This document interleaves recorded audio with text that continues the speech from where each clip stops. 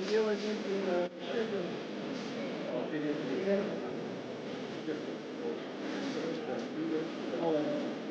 я от причем изгнано подготовленной формы жизни бросал да.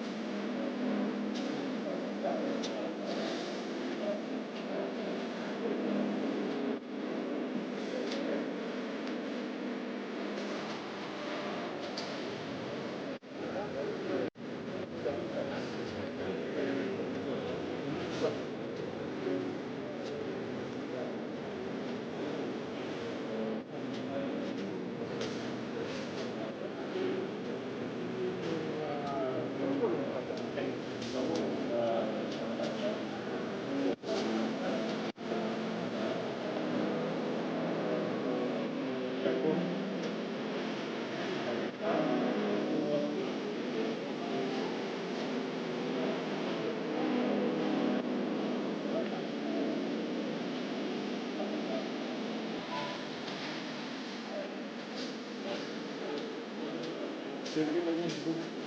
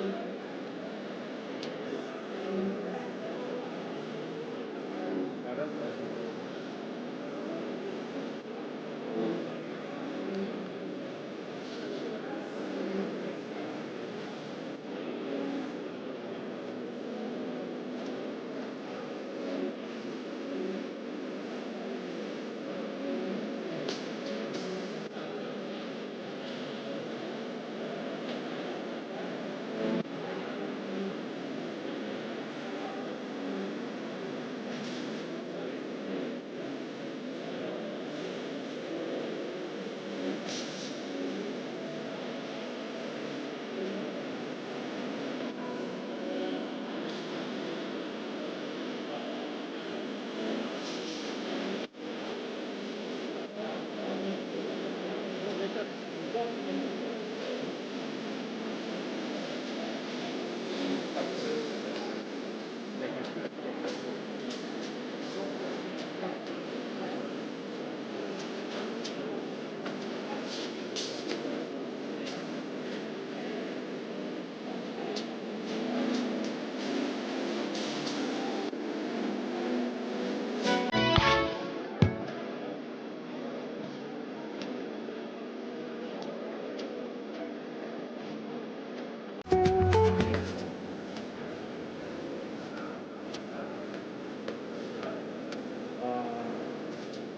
еще, кстати, насчет общались, как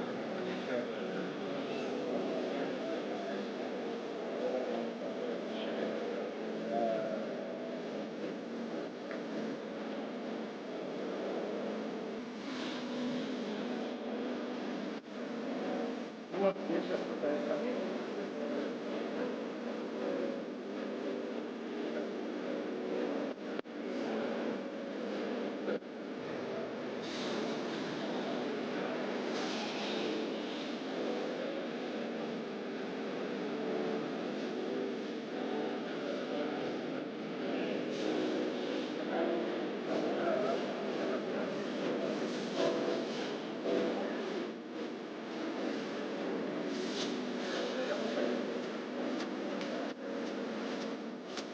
Агитаторы, там полна.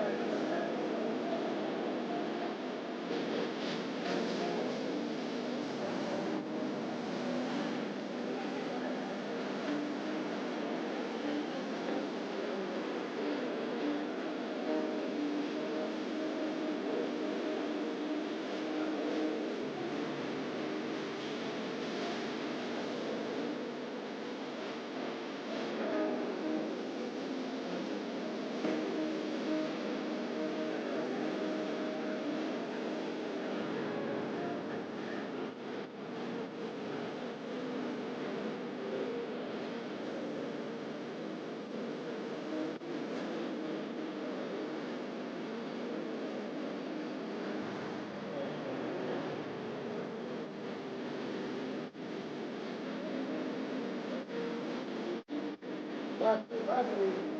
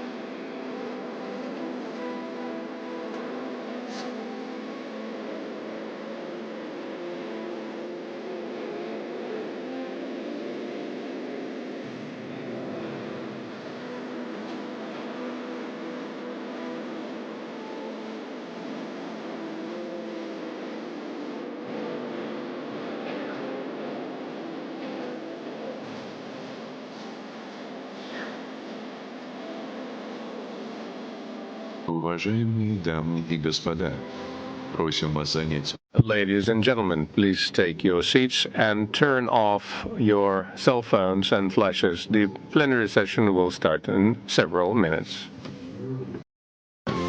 We kindly ask you to take your seats, switch off your mobile phones, and disable the flash on your cameras. The plenary session will start in a few minutes.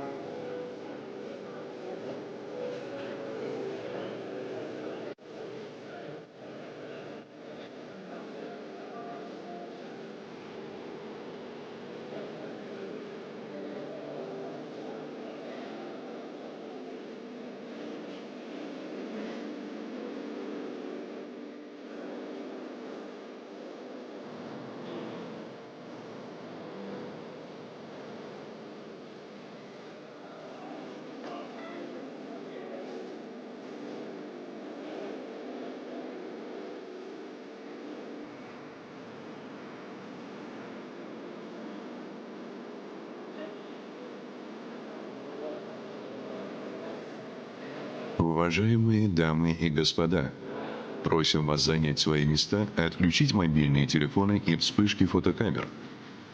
Пленарное заседание начнется через несколько минут.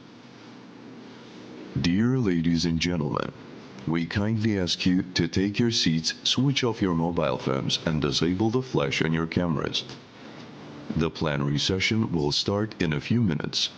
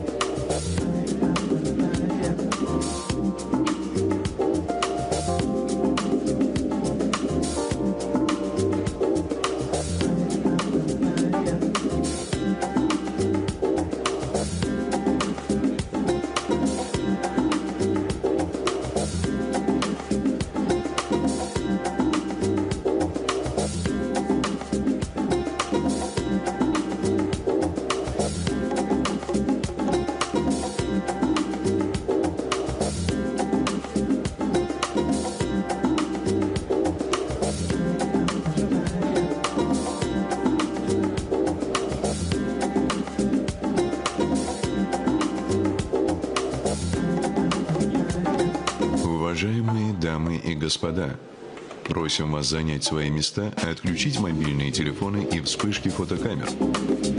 Пленарное заседание начнется через несколько минут. Dear ladies and gentlemen, we kindly ask you to take your seats, switch off your mobile phones, and disable the flash on your cameras. The plenary session will start in a few minutes.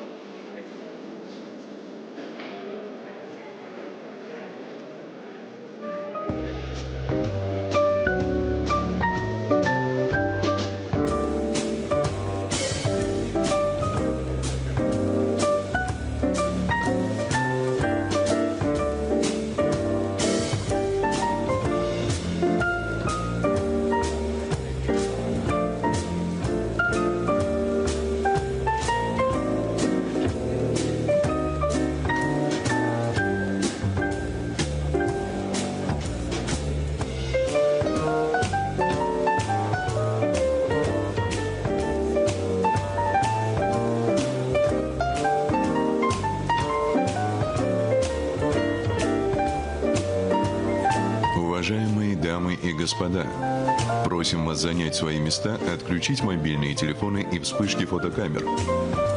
Пленарное заседание начинается. Dear ladies and gentlemen, we kindly ask you to take your seats, switch off your mobile phones and disable the flash on your cameras. The plenary session is starting now.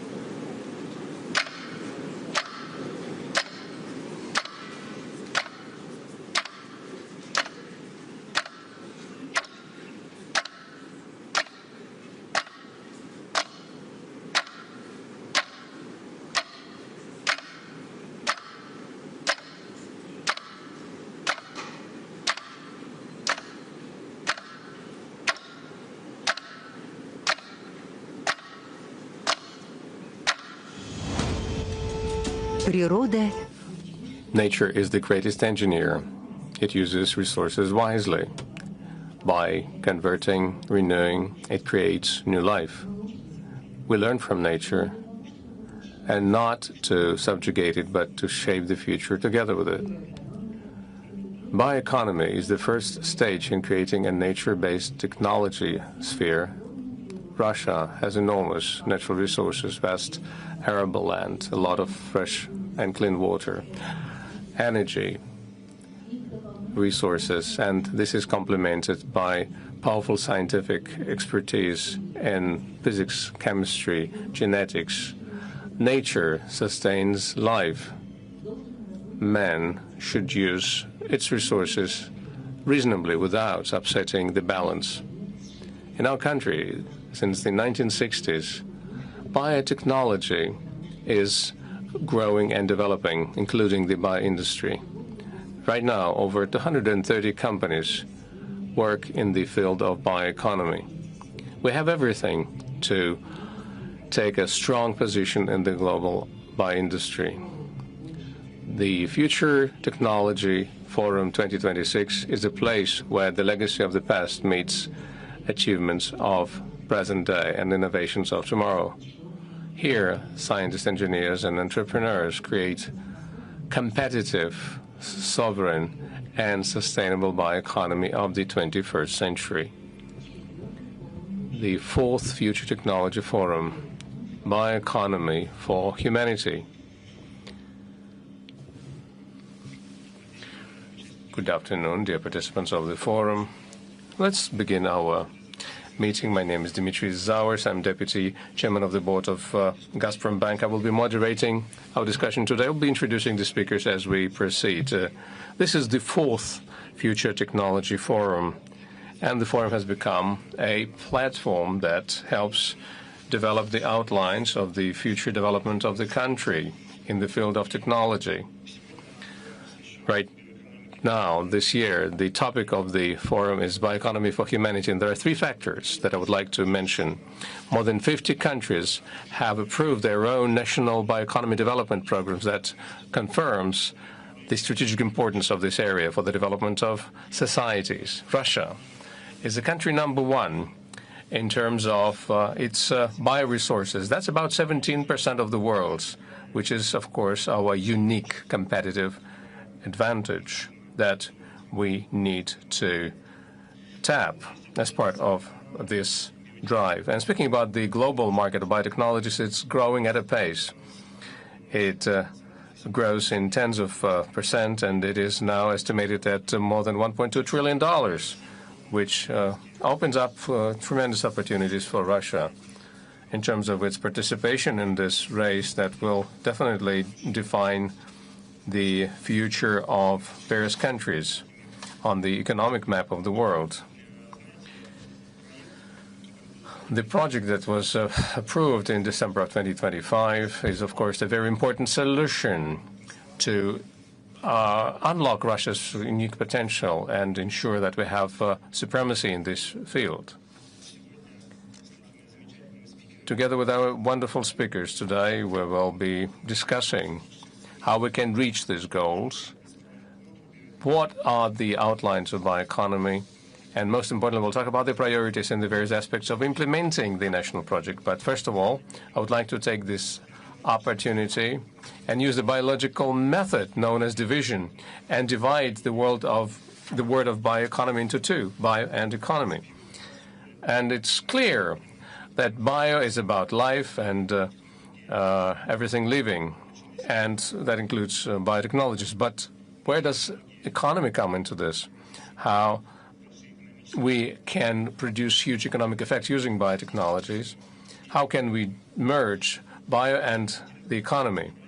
And we have 5 speakers today that definitely are experts in life sciences, in biotechnology, in the bioindustry.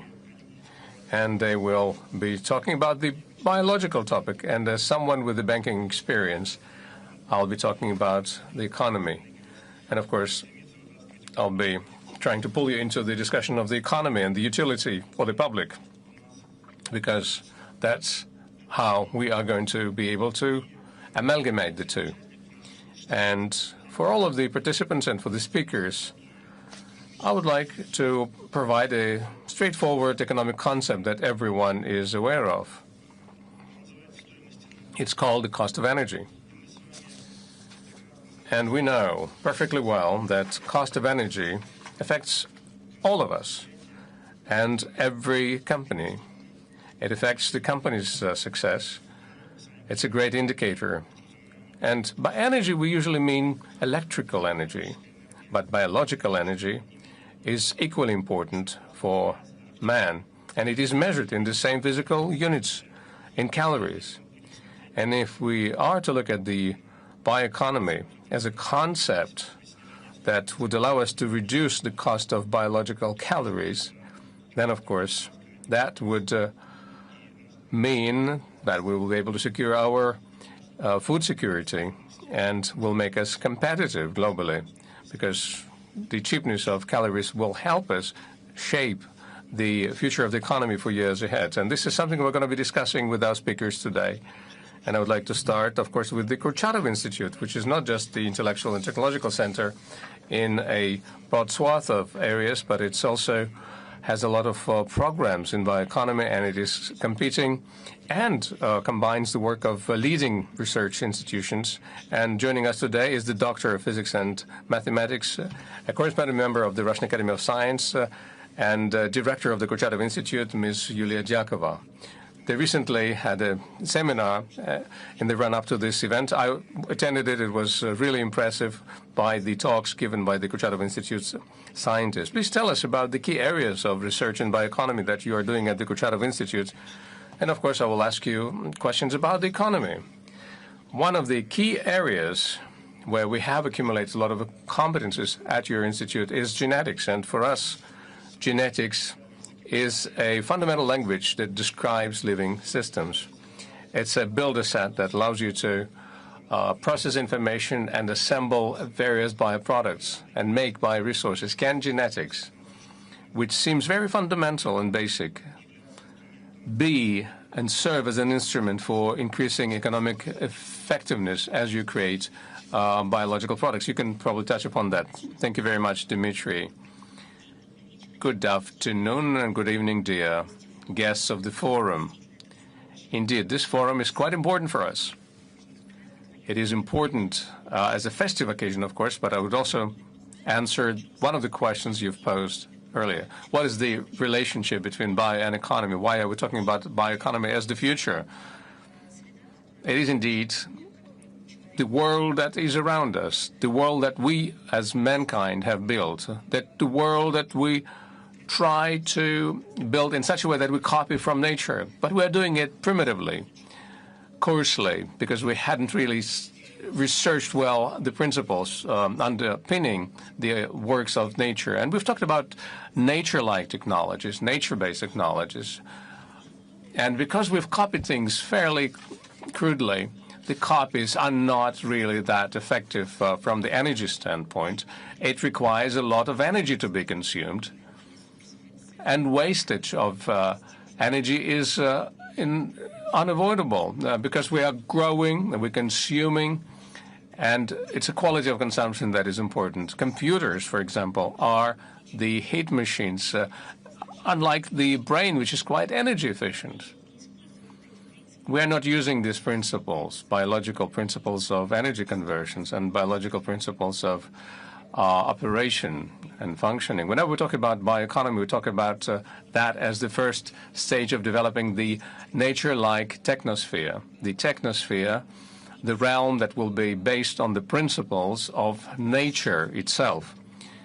We have the full tool set right now, including genetics, to study nature and use those principles to build this new technosphere, which would be nature-like. I will be copying and reproducing the principles of nature and make it a part of resource circulation so that we can take that and bring what we've created in harmony with nature. And that would enable that we have sustainable development with enough energy and resources available to us. And I would like to say that today's forum is a very important event. But the need for the development of nature-like technologies. This is something that Vladimir Putin, our president, mentioned in 2019 at the 70th General Assembly at the United Nations in 2015, when he talked about the anthropogenic impact on the environment. He said that we want to reduce this effect, but we shouldn't do this by contracting development, rather by switching to new nature-like technologies that are fundamentally different from what we are used to. Another thing that you mentioned is quite important. You talked about the basic knowledge accumulated at the Kurchatov Institute and at the Russian Academy of Sciences, of course. that we interact with, we operate under their guidance, and this basis was created under its guidance. It is important that the former Soviet Union was always a leader in the development of biotechnologies. Back in the 1950s and in the 1960s, we created the microbiology industry, which is based on the genetics institutes that were saved by Kurchatov, Alexandrov, the director of the Kurchatov Institute and the president of the Russian Academy of Sciences. Genetics were, as the science was saved.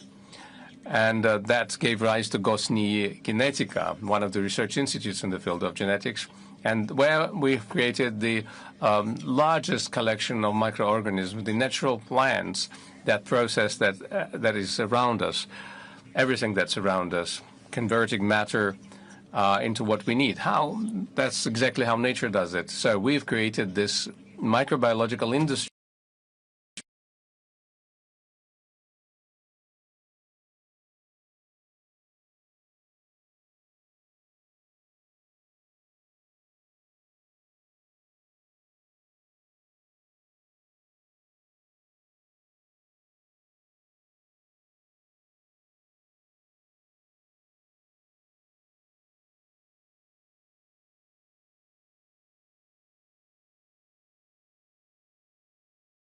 In the 1990s, in the transitional period, we lost that leadership. But I would like to say that in the 21st century, thanks to the decisions that were made by the President of the Russian Federation and the government of the Russian Federation, we created quite a lot. And the forum today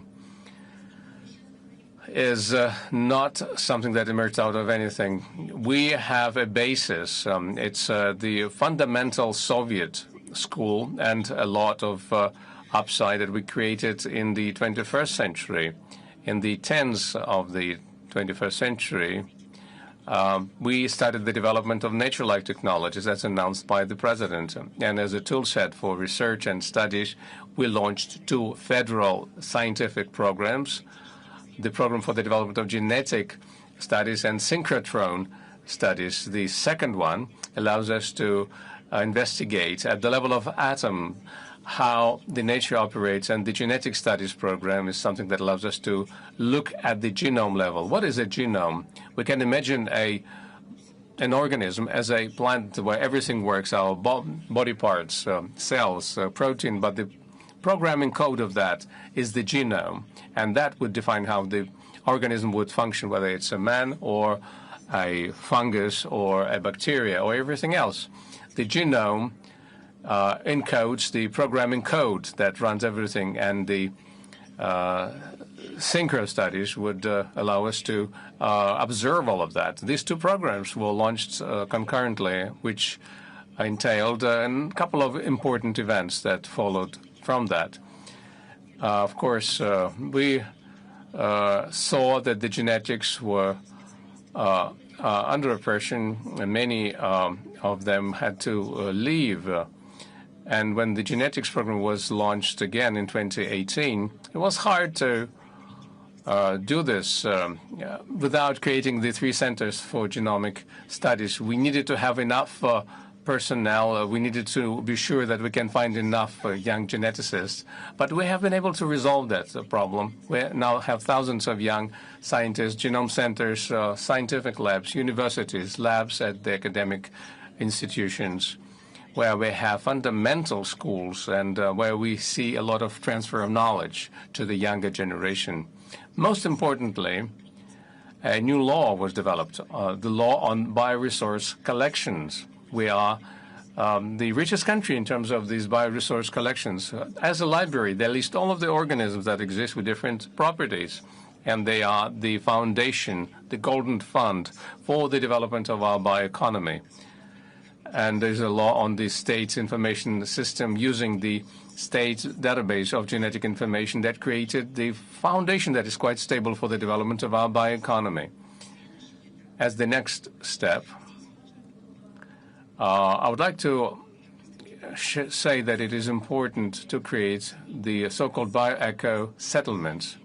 In Russia, there is a need for spatial development And we need to develop our remote regions sustainably. And that's where you would use the principles of bioeconomy. We need to make economy circular. It's like a closed-loop fuel cycle in the nuclear industry. So you would use your resources and convert them into products, and the waste could be brought back into this circulation loop. The country is quite diversified, and different regions can use different sources of energy, tides, tidal waves, rivers, sun.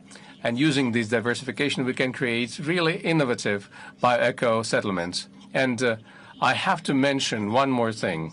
It'll take just one more second.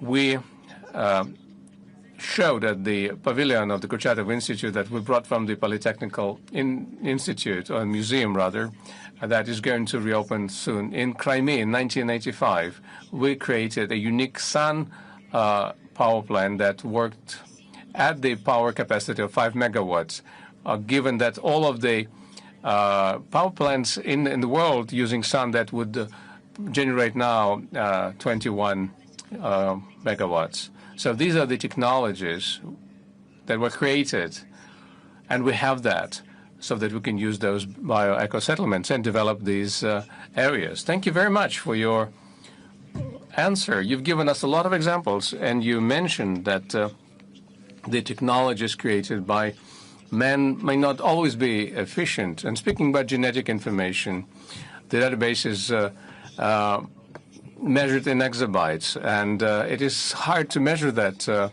manually. And of course, computational power is needed for artificial intelligence, but AI is not a bioeconomic technology. It now consumes about 1% of global energy in the world.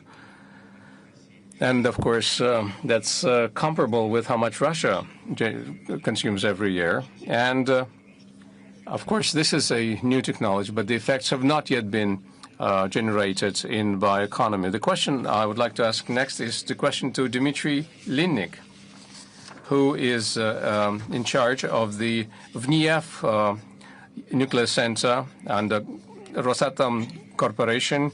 It is a center that specializes in implementing the roadmap for quantum computing.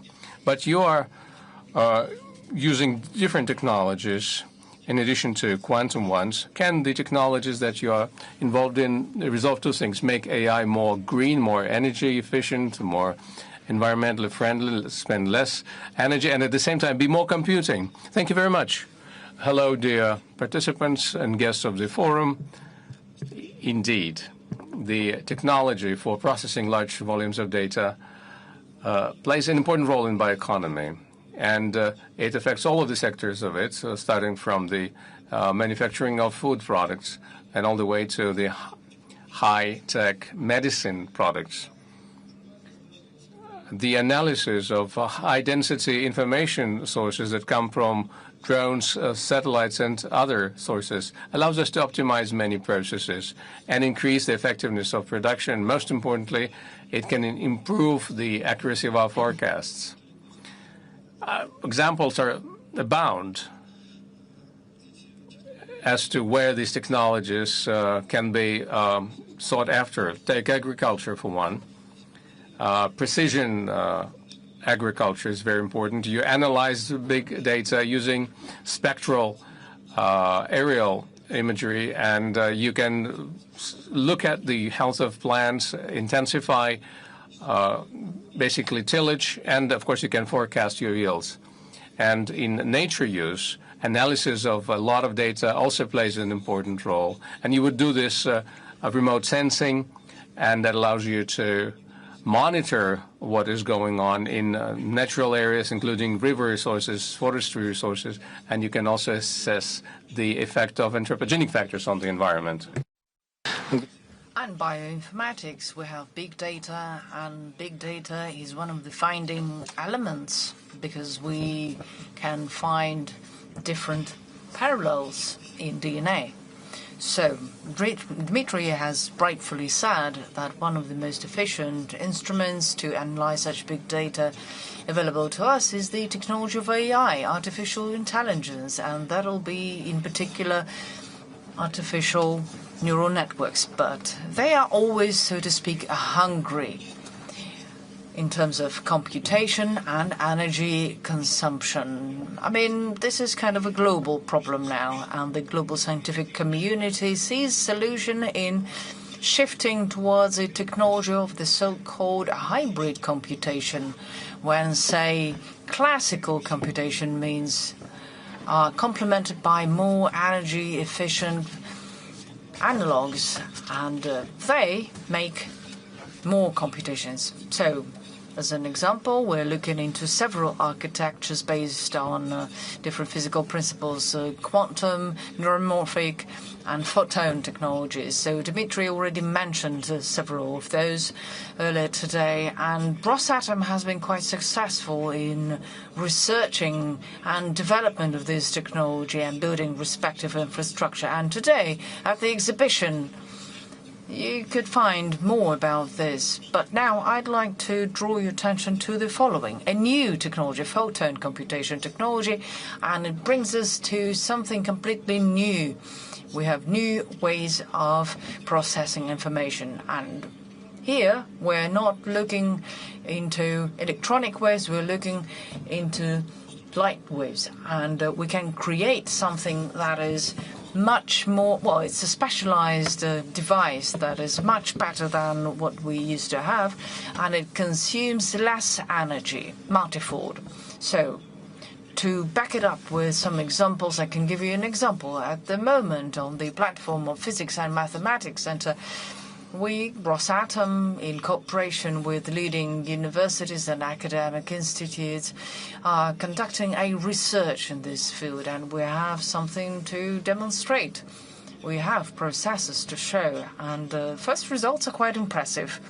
So we can recognize the images, and one photon processor is equivalent to 15 graphic accelerators NVIDIA. And if we take all of them, they consume 10 kilowatts, and a photon processor, to do the same with same accuracy, consumes the amount of energy compared to the simple bulb. And now research whether it's possible to apply this technology to do something more practical, more targeted, is conducted in almost every developing countries and developed countries. The technology is yet to be strengthened, but specialists say, they make some forecasts, they say that the mass application may be happening in the next 5-10 years. So it's crucial for us not to lag behind, in order not to find ourselves catching up with everybody else, because all the prerequisites are already available in our country. So I suggest the scientific community and bioeconomics companies get in it and get to it, because the future is just around the corner. We need to get ready now. Well, Dmitry, thank you so much. We really hope that, first of all, you will do this not for minors, but for the sake of science, technology. Of course, no doubt. So here with us today, in the first row, we have the deputy head of the Russian government, Mr. Dmitry Chernyshenko. Well, Dmitry, we see that from development to application, Mike is on the way. So 2 examples. It usually takes not too long to get from A to Z. 40, 50 years later, we have completely different technology, from development to application of this or that. Medicine takes only 9 years. So technology helps us accelerate and turn it into something good for the economy. Well, it's like 3D, 3 Dmitris here. That's quite interesting. Well, about a year ago, during this forum, Future Technologies, President Putin said that AI technology is revolution for the change, and he was talking about chemistry and new materials. But now we could follow up and extend this list, because for bioeconomy this is a big change. A very important comment on the following: the costs for AI seem to be linked to electricity. So basically that's what it is. So efficiency is the stumbling block to be addressed by science. And we all present here really hope that science will help us solve this. Well, we have an economist here with us, so we rely on our fundamental science, and we have colleagues here with us who are involved in this. But what we need is urgent implementation. But we need to be cautious and mindful. Thanks to our President, we have launched a foresight, and for a year or so we've been working on it together with my colleagues here in Russia, and later you can say we started doing this globally. It was an international foresight. We've identified 10 fields, 10 areas, and they were supported by scientists from 39 countries, and these are broken into 201 goals. And we see that technologies are changing rapidly. Almost every month we see revolutionary change here, revolutionary change there, and it used to be like something that works for all. But now we see completely new technology, and they are not very energy consuming. And what I would like to ask all of you, have a look at 13 research centers that look into AI, and the government is going to support that. And the research, fundamental research, will be funded as well. And this will allow our country to remain and maintain the leading position and support those who are developing this technology. And by the end of 2030, 18 billion are embedded in the budget to support this. So we're discussing this, and these are just practical examples, and this is very important, but we need not forget about the fundamental science. Thank you. Dmitry, thank you very much. Well, if I may, I'm from the fund called VISOF, and we know that there's an award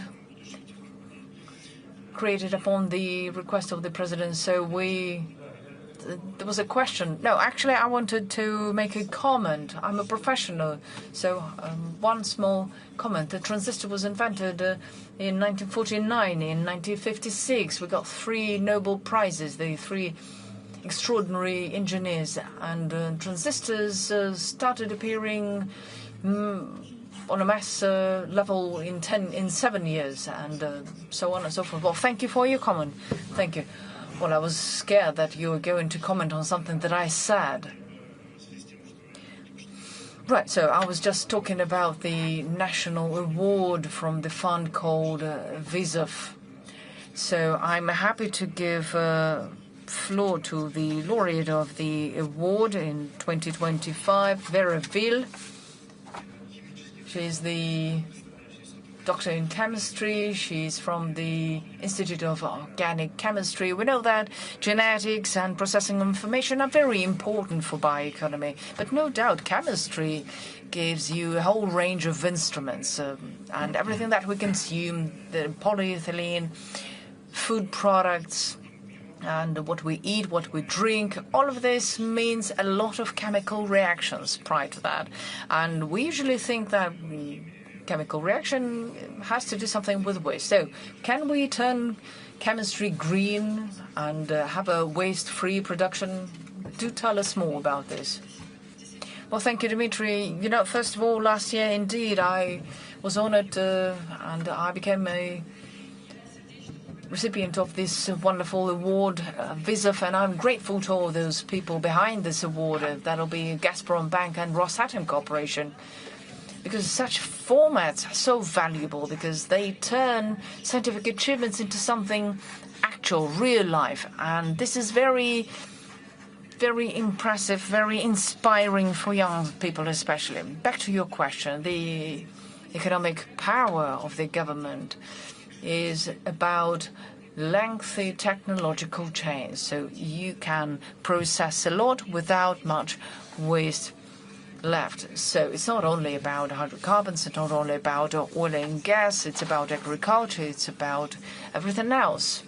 In most cases, we have 1, 2, 3 stages when we talk about, for example, conversions, and we have different substances. But if we want to produce something new or some protection for plants, we need 15, 20 stages long chains so that finally we could get to more complex, sophisticated molecules. Unpronounceable names of those we can see on the box of medicine that we buy in drugstore. So if you remember your chemistry lesson at school, you have done something, you have done an experiment, so you're holding a small bottle with a substance in it.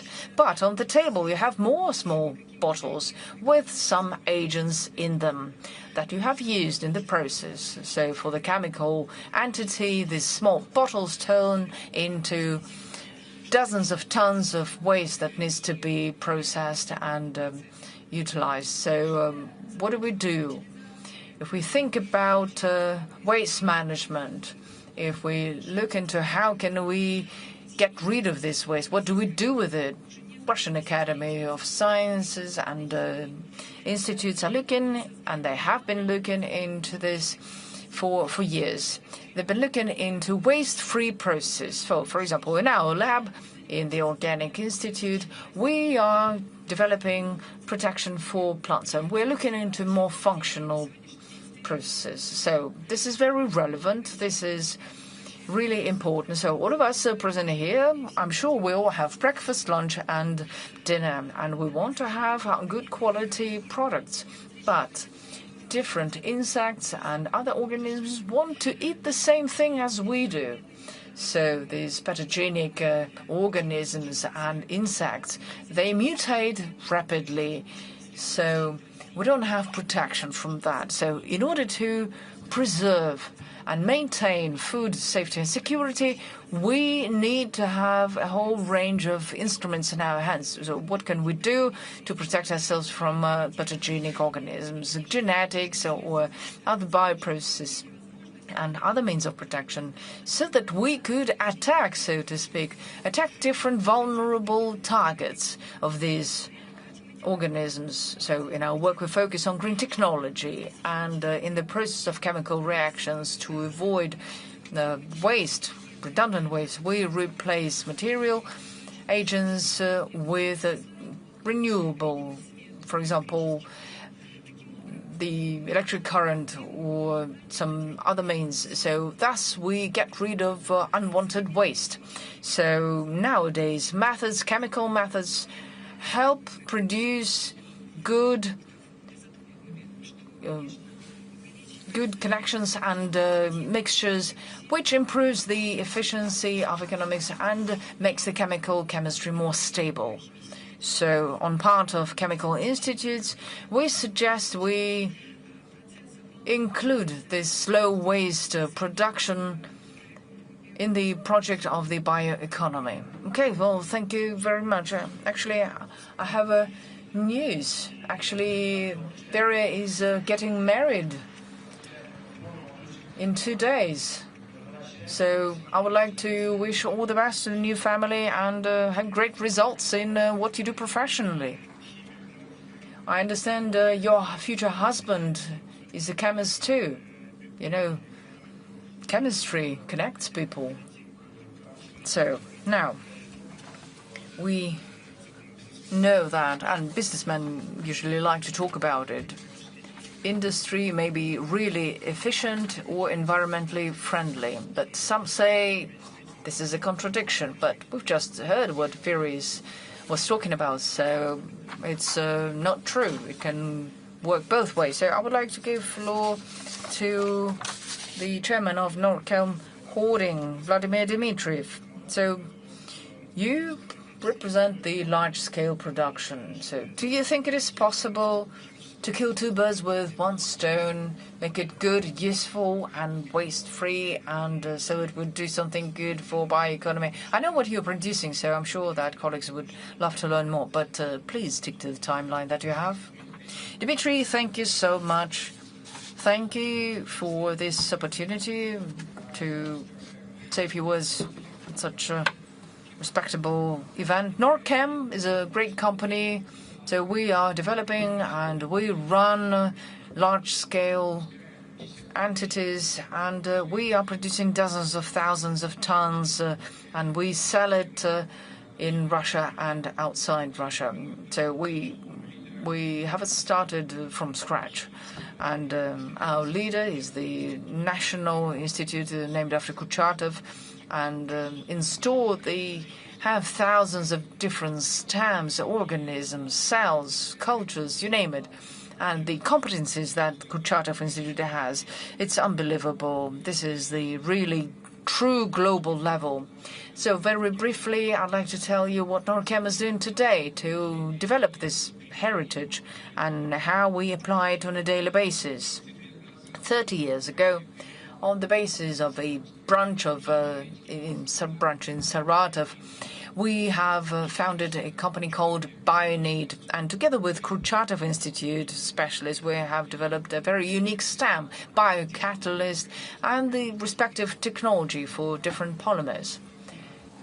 And the product was so competitive, it was so good, that Bioeconomy decided to export it to the United States, the European Union countries, South Korea, and until recently we've been exporting this, but we decided to go even further, and we came up with a whole chain from basic feedstock, biocatalyst, to the end product.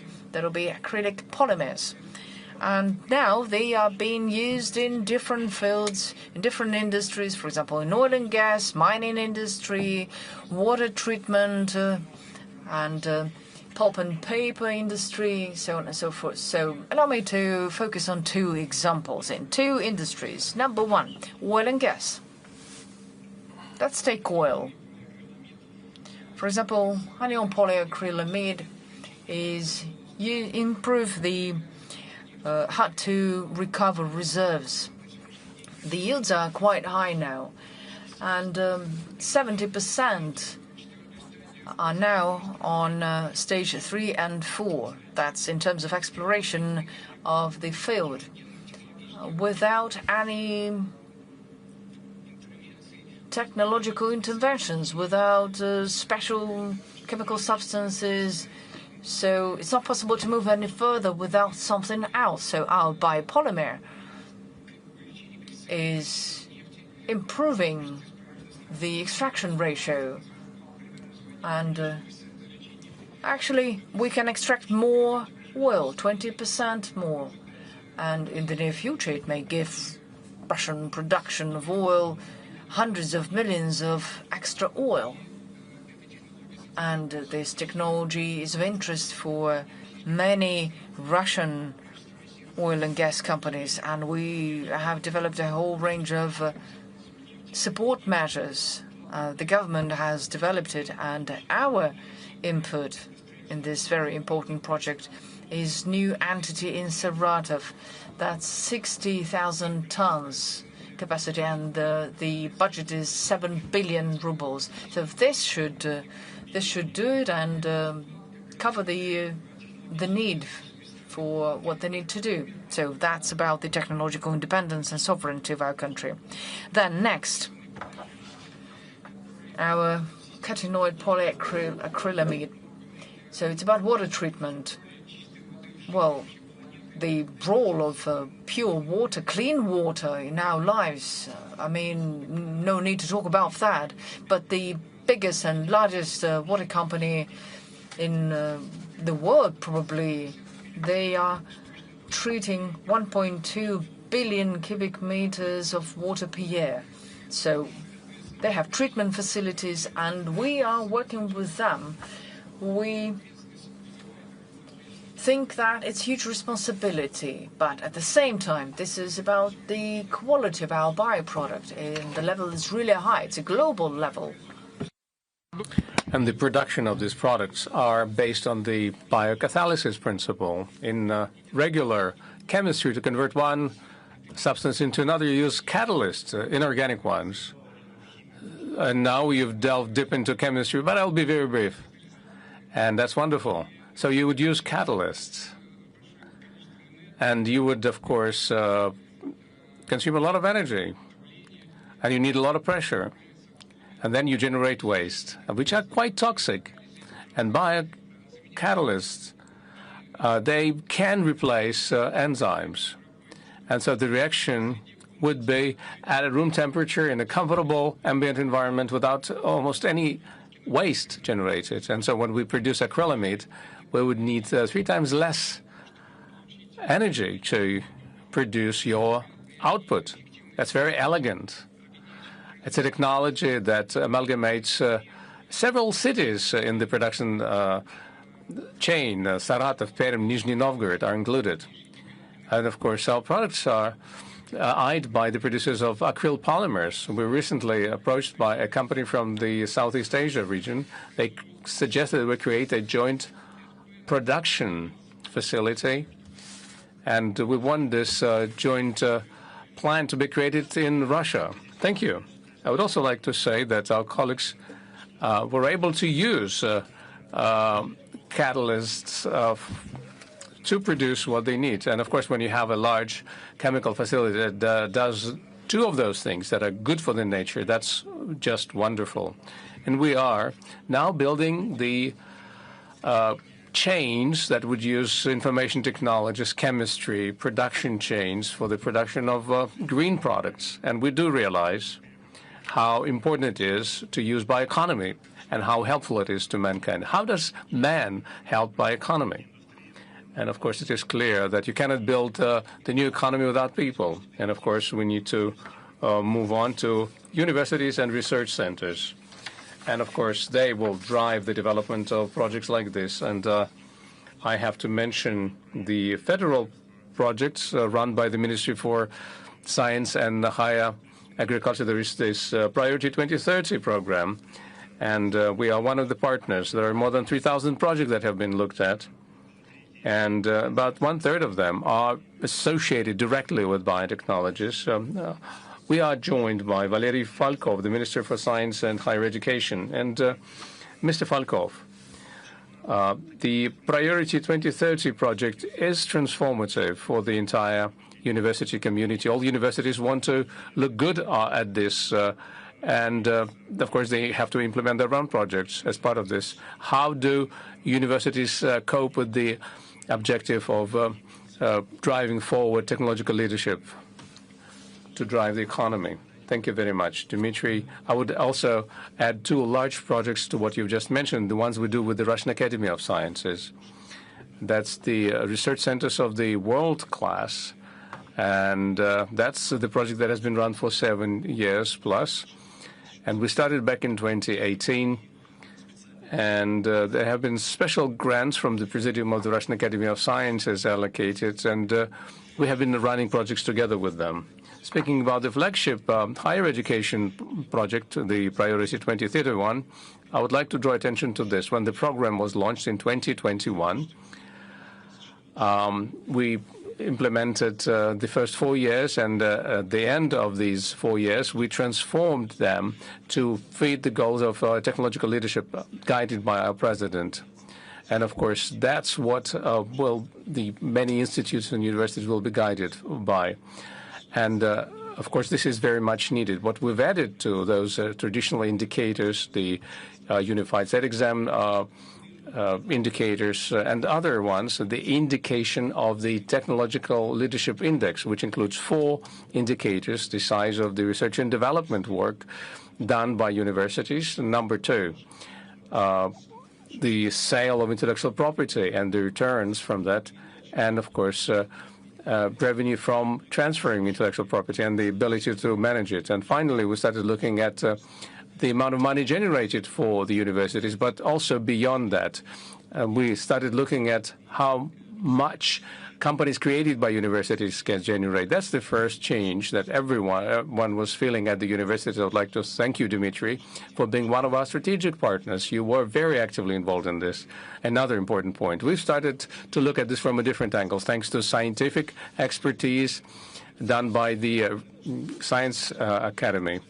And we've also looked at whether this is technologically doable, feasible, and whether this is marketable. So it's one thing to suggest something, but to do something and produce a result, that's quite another. And number three, another component of all this is the following: strengthening the work of the Council by adding to the Council experts from the business and from the various industries to provide the necessary feedback. That has made the program very interesting. Thank you very much. You've funded more than 50 universities through this program. The universities are changing for the better. And I would like to move on to the Institute of Physics and Technology, represented here by Denis Kuzmin, who is the director of the School of Biological and Medical Physics at MFTI, and of course, man's contribution to the development of biotech through research is quite high. And how can we involve younger individuals in this? You talk to the students, you talk to the school leavers. We need to graduate tens of thousands of experts over the next decades. How is the university going to tackle that? You have a couple of minutes for that. Thank you, Dmitry. Good afternoon, dear colleagues. Whenever we discuss technological process stages that are to reduce the cost of biocalories, we need to remember one important conversion stage. I'm talking about the conversion of competencies and transformation of mentality. If we don't do this, those tools that we're using, technological, financial, administrative, are not going to work at full capacity. And the term of bioeconomy itself hints at multidisciplinary nature of this. And therefore, we need to graduate a new generation of multidisciplinary experts, and those that are going to be multidisciplinary engineers, to be more specific.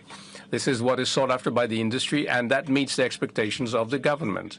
These are the experts that will be generating new solutions, that will be optimizing existing technologies, those that will be able to deal with reverse engineering and ensure that we have accelerated input substitution. And 80% of tech companies in Russia feel the lack of such engineers of this caliber, and that, of course, affects negatively the launch of new production facilities. According to different estimates, by 2036, demand for such engineers will be from 3,000 to 5,000 individuals. And to generate such expertise, you need to have a multidisciplinary approach to education, and you also need to have a very strong mathematics and physics basis. You need to integrate closely the universities with the industry, because to train engineers, you need to be able to provide them accessibility to existing property, plant, and equipment, and what is being done by the facilities at the current moment. And that is part of what we will teach at the new Physics and Technology School at MFTI Institute. Speaking about the various formats that are out there, I would like to say that there is a need to use the formats of additional and supplemental education and retraining. For adults, it is common practice to learn more, but the training classes session should be shorter. And of course, it has certain advantages. It's more flexible. You can make them modular. And the employees can get trained on the job without getting distracted from their responsibilities. Companies are ready to cooperate with the universities in terms of supplemental education, professional education, and that stimulates the individuals to increase their qualification and their loyalty. And such investments will return to you manifold. And in conclusion of my brief intervention, I'd like to say this. We have been talking about difficult matters, but no matter how advanced you are in the age of AI, and no matter how contemporary and state-of-the-art is the drone or bioreactor, their effectiveness depends on the individuals who set them certain goals and objectives. And I would even put it more succinctly. The individual man is going to be the creator, and any technology will be just a lever that used by the talent, the human talent. Thank you very much for such an inspiring and fiery speech. I now understand that it is not enough to teach people biology and economy and economics to get bioeconomists. You need to have a multidisciplinary approach, something that you've mentioned. Dear colleagues, we have good news. Statistics were published recently on the unified state examinations, and in number 3 place in popularity is biology. 20% of school leavers choose that as one of their exams that they want to pass. And that creates a huge potential for the implementation of the bioeconomy approaches. We will have hundreds of thousands and dozens of individuals that will be taught. And I'm about to wrap up this session. I will take upon myself to make a few conclusions. And let me make 3 definitions of bioeconomy. Please don't judge me harshly. One of them is going to be economic and technological and institutional. I'm not going to be pretending to be too academic, and of course our front row speaker will criticize me again. So first of all, as we heard from what our colleagues have said, bioeconomy is not a separate field or stream of activity or industry or area of knowledge. It's a concept that requires reassembly of a lot of different industries: chemistry, agriculture, medicine, pharmaceuticals, industry, such as manufacturing, and so on, many areas of economy. Plus, you have to be lean and resource-saving to save the resources we have on our planet and in Russia. This is a new form of socioeconomic development of society. And if we are to speak about the other aspect of this, is that Russia is unique. And that's based on historical experience. Its uniqueness is not in its access to biological and natural resources, but also in its talent. I mean, people that can get together, as Denis said, mobilize their intellectual and creative potential and will, and ensure that we have supremacy in many different fields, including technological field, for many years ahead of us. And in that sense, bioeconomy is a project that is no different from the nuclear project or the space project. And we started them back in the 20th century, and they still define our present and will define our future. And of course, the nuclear project defined what is going to be the cost of the calorie, and that set the ground for our advantage. And the bioeconomy project, if we are to implement it, if we are to do it effectively and efficiently, that is something that will allow us to reduce the cost of the biological calories, the food products, and a lot of biological resources that have been created, so that we have the same level of advantage globally in terms of our economic status. And our goal is to ensure that that happens. And finally, bioeconomy is driven by dialectics. It is both about the planet as a whole and for everyone and about every one of us. So bioeconomy for humanity is the slogan of this forum. That's not coincidental. There is not a single individual on this planet of Earth who wouldn't be part of this project. And we think that we live in a digital era, but if we are to think about ourselves as complex biological systems, it will become clear to us that a new era of bioeconomy is looming and is being ushered in. And it is something that is going to define the future that we will live in quite strongly. I would like to thank you all. And I can see that there is some movement in the hall. We're about to wrap this up. And I think would you like to? If I may, I would like to take this opportunity. You've said the right thing about the nuclear and the space projects that were implemented in the 20th century. That is indeed when the strategic priority was chosen, and that's why we are a sovereign nation now. But the biological and biotech project that was launched back then, that's why they created this industry, is probably equally and perhaps even more important, because that is the basis for our biological safety and security and for food security.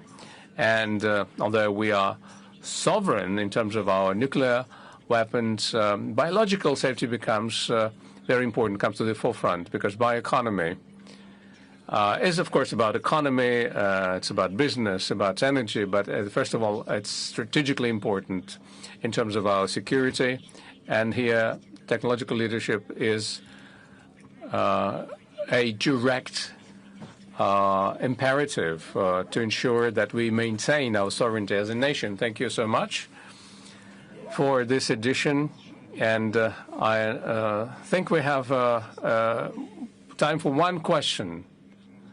Mr. Katikov, Mikhail Katikov, who is chair of the Commission of the State Council on Technological Leadership and the governor of the Krasnoyarsk Krai.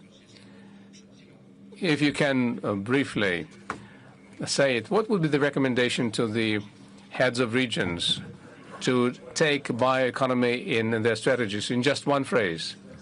Thank you, dear friends. Thank you for the discussion. I shouldn't be giving recommendations to the governors. They know well what needs to be done because economy is the key word for all of the governors. They will be looking at that as the key word, and they will be looking for ways to expand that. We talked a lot about circular economy and about the nature-like technologies, and that means that there's a lot of demand for environmentally friendly technologies. So biology is good, some people would say, but chemistry is not. But we need to have a little bit more of biology and less of chemistry. And that would meet our expectations from the lean economies. And we have seen the use of this, the utility of this. We haven't yet seen the facilities for storing the tail end of the nuclear cycle. And, of course, the environmental indicators that we have in the environmental project will be implemented, but we need to get there with something to show for it. So the personnel is very important, the people who are going to be do this, and, of course, the scientists that will help us develop this. And we have a lot of potential for cooperation in this field. This is not easy, but we will be able to find solutions.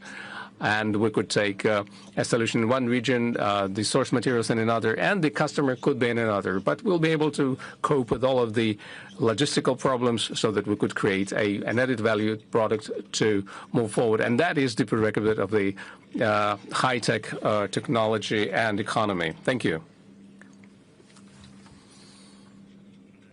Indeed. Thank you, Mr. Kirikov. We are both from Siberia.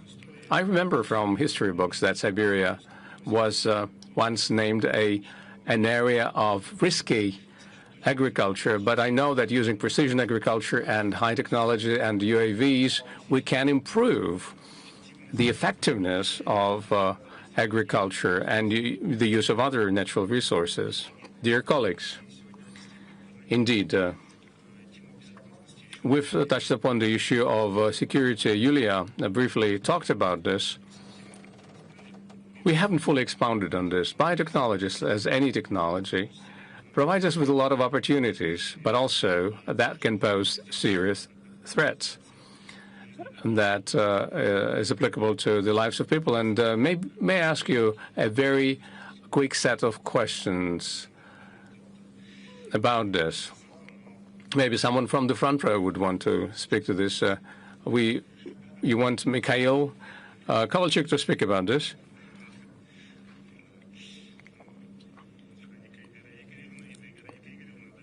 Or Ms. Kvartsova? We've been talking about threats. And, of course, FMBA is guarding us against those threats. Can we ask you this question? And if you can pass the microphone to Ms. Kvartsova.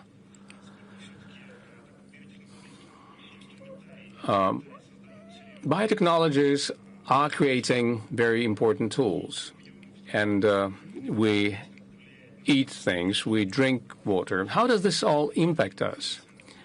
And of course, there are challenges associated with viruses and bacteria. How do you think we can ensure our security from that? How can we ensure that we are biologically safe and protect ourselves from biological threats? Well, basically, it's an open secret If I say that the global monitoring system has already been developed, it's already in place, it's up and running, and it's about genome fact, and it's about looking into different mutations, what's happening to them, or genome destabilization, or activation of different mobile elements, and actually it transforms the biological code of the organism. But what if we talk about genetics? It's softer, it's reversible, nevertheless, oftentimes they are as harmful. But all of these things, well, they're crystal clear, and no doubt we need to keep an eye on it and monitor what we eat, what we wear, what we drink, what we touch, and especially when we talk about vaccines or different drugs that we take, or, for example, widespread popular medications and what we give to children of a certain age. Oftentimes, this requires much stricter control, and the mechanisms are there. So how do we counter these threats? But this is not the topic of our today's forum in general, but in the Russian Federation, we are prepared for both scenarios. Thank you. Well, thank you very much, Ms. Kvartova. Mr. Kovalchuk, you wanted to comment on something, I think. You know, I just noticed we're talking about bioeconomy and how it's going to develop, but actually we are already living in it.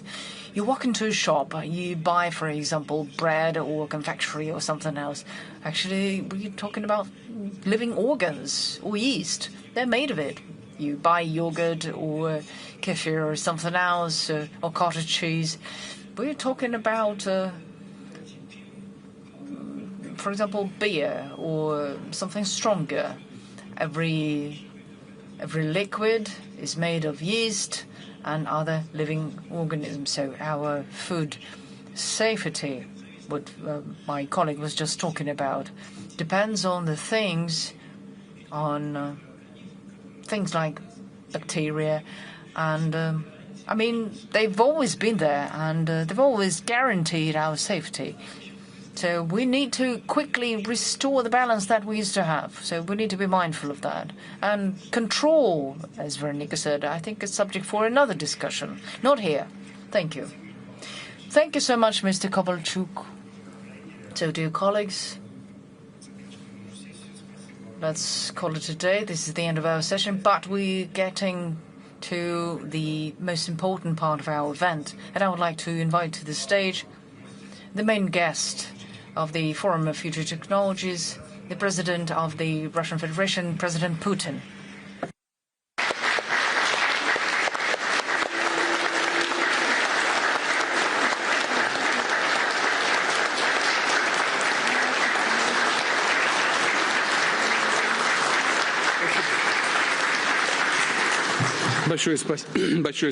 Thank you very much. Dear ladies and gentlemen, dear friends, good afternoon. I've been informed that you've had a professional discussion as part of the Future Technologies Forum, which this year focuses on the matters of bioeconomy. To build up on that, I would like to talk about the steps taken by the state to develop this most important area. And since we have not just the specialists and experts joining in, but rather a wider global audience, I would like to talk in more detail about what you're all aware of, but the wider public might not. Namely, what exactly is bioeconomy? What does it mean? And what are the practical implications and opportunities of it for humanity, the economy, agriculture, healthcare? What is the role played by bioeconomy in reinforcing the industrial and technological sovereignty of the country and environmental security? My colleagues have just introduced me to the most advanced developments presented here at the exhibition at the site of the forum. These are truly impressive. Using the laws and the wisdom of nature, unleashing its vast creative capacity The scientists, the industrialists are creating solutions for life, for health, for active longevity. These are healthy foods. Although all high-quality foods are good for you and healthy, as well as food supplements, vitamins, vaccines. And I know that every year I hear promises of new vaccines coming up for this and that disease. Unfortunately, the healthcare minister is not here, but he always talks about the process of certifications and other technicalities. But I hope that no amount of red tape would become an obstacle for these important things for human health to emerge as soon as possible. We're also talking about advanced pharmaceuticals and even tissue, blood vessels, and human organs, which is no longer science fiction. Although we are not there yet to create a living human heart, but we're moving forward that. A wide spectrum of the applications of biotechnology is seen in industry, where instead of chemicals, substances and agents, we use natural microorganisms and other living systems as catalysts for complex technological processes, launching a closed cycle when one industry's waste becomes a raw resource for another industry and production. And I've been told about this for many years, and I'm grateful for that. These technologies are used in bioenergy, for environmental tasks, in agriculture, to increase the soil fertility, to protect the plants, to clear the water, the soil and the air. And when it's clean, we see fish coming to the water. Fish which requires good, clean water, and we succeed in that. You see that bioeconomy is much more than just an area of science. Through their bold ideas, the scientists and engineers are creating a new reality, a new way of industry. They apply the achievements in biology, genetics, to improve people's lives, to save our planet and its fragile ecosystem. In Russia, we are proud to say that we have made a great contribution to the development of life sciences through the discoveries and philosophy of Vernadsky, Mechnikov, Timorazev, Koltsov, Vavilov, Engelgard and other distinguished Russian scientists, including modern ones. I will definitely come back to that during my today's speech. And we will continue building up on our capacity and move forward. Besides, biotechnology, reinforced with modern computation systems and artificial intelligence, are developing at an unprecedented rate. And they help us find solutions to the key challenges of our times, including climate change, the food scarcity, and the scarcity of non-renewable resources. They can serve for projects on our Earth, and I've always emphasized that equal access to future technologies, rather than privileges for the chosen few, are the prerequisite for a fair development of our civilization, which is why BRICS and other groups, and as part of bilateral cooperation, we stand ready to develop joint scientific, educational investment programs in biotech for the sake of all humanity. We intend to use the great capacity of bioeconomy to strengthen the nation's health and to find solutions to other priority tasks, to accelerate the technological and industrial development without detriment to the unique natural capacity of our country. This year, we've launched the National Project for Bioeconomy. Its main goal is to ensure sovereignty on a number of critical areas and to improve our positions and achieve leadership in some of the areas. I ask the government to establish a long-term vision, a national strategy of establishing a bioeconomy to the middle of the 21st century. This program should be reflected in the policy documents defining the tasks for the food and biosecurity of Russia, as well as tasks for systemic development of healthcare, energy, agriculture, industry and other areas. We are talking about the creation and implementation of cross-cutting, truly universal technologies and products, embracing basically all the areas, which is why it is important to organize the interindustrial and supraministerial management in bioeconomy. Our steps should be aimed at vastly increasing its share in the national GDP. During the exhibition, we've seen the relevance of this task.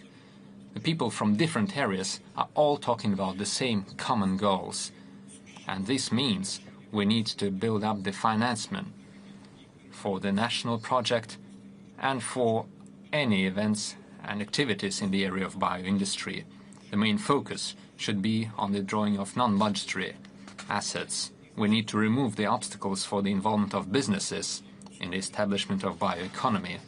To accelerate its development, we need to adjust the existing and to offer additional measures for the support of private investments, providing tax and other preferences to the companies creating and introducing such technologies.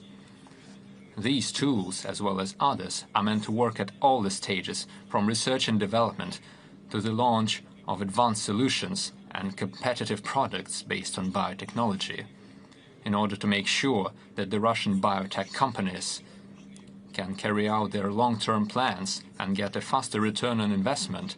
I will task the government to suggest active mechanisms for the development and protection of the domestic biotech market, and to develop various scenarios of their use in the industries and areas of our economy and social sphere. We see how much our competitors are investing in the development of such technologies. We definitely need to protect our domestic market through modern market means, but we definitely need to do that. We need to establish a systemic demand for such innovations on the domestic market, and we need to build up the production, taking a decent place at the global market of bioeconomy, which is why we need to build an efficient system of supporting the exports of bioproduction with a high added value. We need to promote our achievements and standards and technological platforms in other countries of the world. My colleagues, and especially the Russian audience, will understand me. We work with our closest neighbors. We have good relations with them, and we have established cooperation in many areas which has been existing for decades. The most important matter is having our own scientific devices, equipment, enzymes, biocatalysts, and other critical components. These are the key areas where we need to move from import substitution to the launch of globally competitive products. Using our own national platforms and solutions, I will ask to amend the national project on bioeconomy with specific solutions in this area.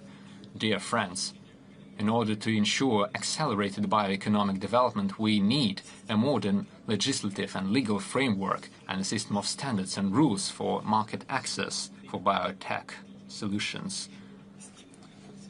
The legal framework should support the creation and fast introduction of innovations while ensuring security and high-quality production to the people and society.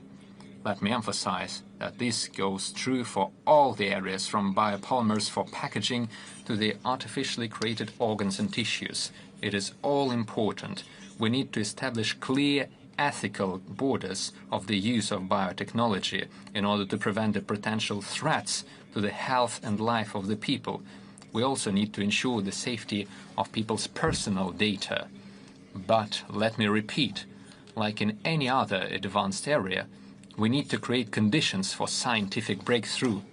For example, in the area of unmanned vehicles and artificial intelligence, we have good experience of experimental legal framework.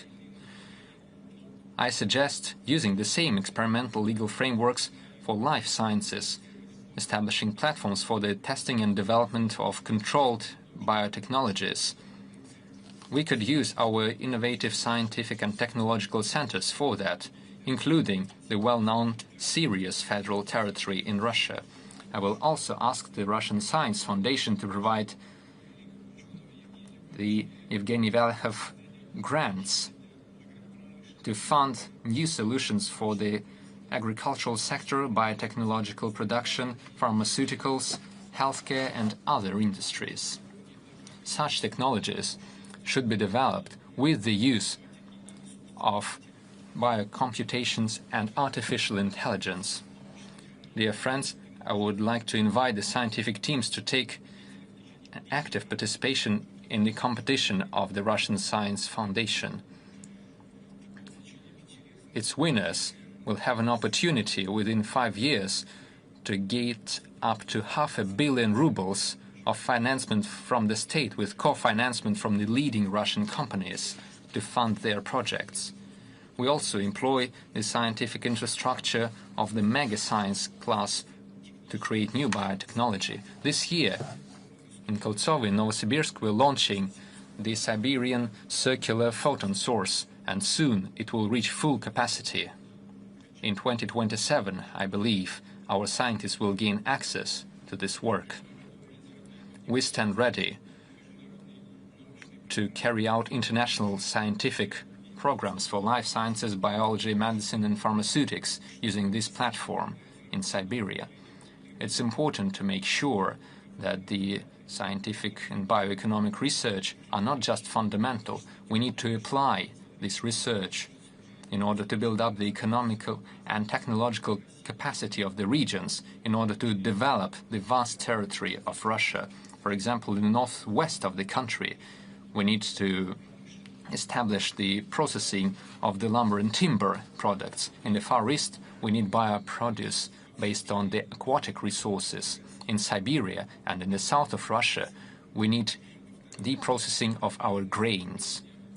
These are only a few areas of the vast regional bioeconomic programs. They should take into account the specific features of the territories, the resources, and the economic specialization. And the regions should have the qualified personnel and technology for that. Therefore, I suggest that the regions of Russia, based on our universities and scientific institutions, should establish a vast network of engineering centers for the interests of bioeconomy. Such centers would shorten the path from lab research to full-scale industrial production, opening access to scientific equipment, to the computational capacity for scientific teams and students, as well as for smaller tech companies from all over the country. Let me emphasize that they should become full-fledged participants of the National Bioeconomy National Project. And this is the most important thing. I believe you will all agree the main component is the specialists, the people like you, the experts who will be building this bioeconomy. We must admit that so far the knowledge and the skills of many alumni of universities and institutions are lacking behind the current level of the development of biotechnology. Sure, this is a new advanced area, therefore there is still much to be done. The professional training challenge is one of the hardest systemic ones, and we should find a solution to this challenge. Here is the first thing we should do. We need to ensure professional training for universities and professional training who would be professional in their interdisciplinary area of biology, chemistry, engineering, artificial intelligence. Together with the businesses, we should update the professional educational programs, expanding the practical studies for the students at the industrial platforms. We need to take into account the latest advancements in microbiology, genetics, bioinformatics, which is why I suggest creating advanced engineering schools in our universities and expand the Professionality National Project to embrace these areas. Second point, I tasked the government, together with the regions and businesses, to review their forecast for the demand for professionals in biotech. We need to take into account the high demand for new, skilled people and professionals, and, if needed, increase the number of scholarships for the studies of students in the regions of the Russian Federation.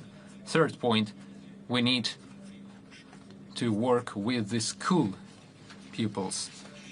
Keeping in mind the needs of the biotech, we need to expand the school studies for science and technology and life sciences. We need to launch a program to popularize bioeconomy in schools with the involvement of the leading mass media and internet platform.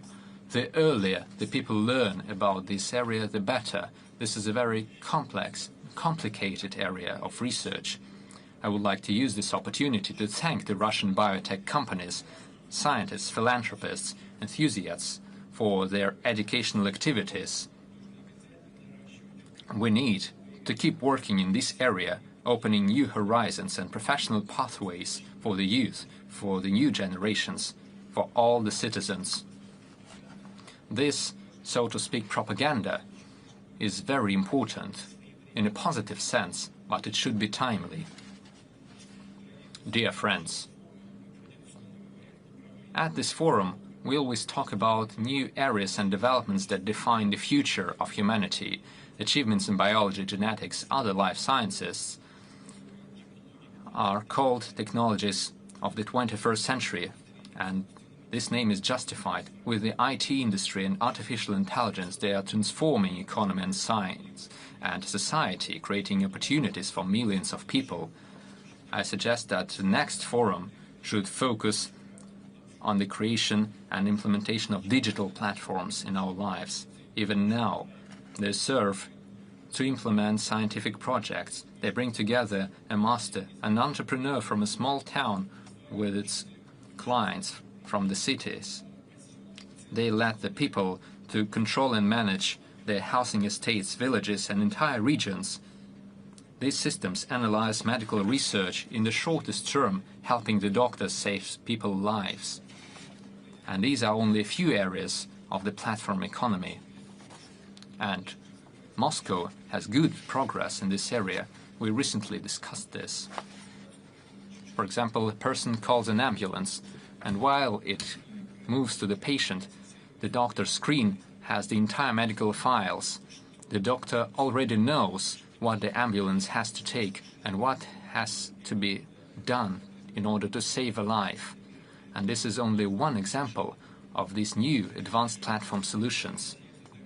In this area, Russia creates world-class solutions. We are ready to share our experience in the interests of the entire humanity. I gladly invite all of you to join work and to take part in the 2027 Future Technologies Forum. Thank you for your attention. All the best to you.